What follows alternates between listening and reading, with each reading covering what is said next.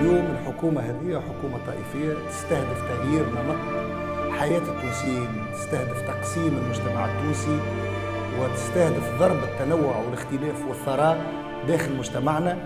وهذا يمس أبسط خصوصيات الحياة، ما يمسش الفكر فقط، ما يمسش السياسة فقط، يمس كل تفاصيل الحياة.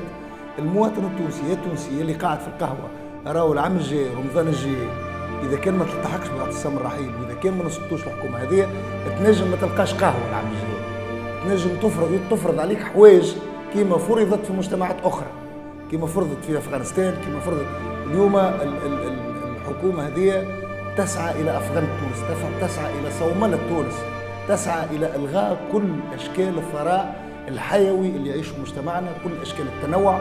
دونك أنت مهدد في أبسط تفاصيل حياتك.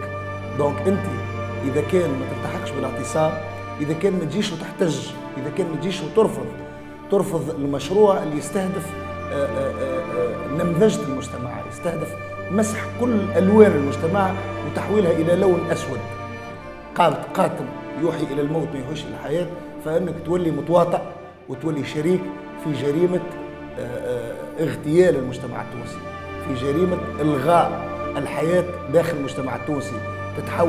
ستفقد صفتك كمواطن، وستتحول إلى جزء من رعية، إلى جزء من قطيع تقاد بالعصا وتقاد بالقمع، وتلغى كل حرياتك الفردية، أبسط حرياتك الفردية ستلغى، ومش تخسر المكاسب البسيطة اللي تتمتع بها تويكا، مش تخسرها بدون وعي وفي جراء التهاون وجراء معناها التخاذل اللي راكب جزء كبير من التوانسه اليوم ماهوش ملتحقين بالاعتصام هذا.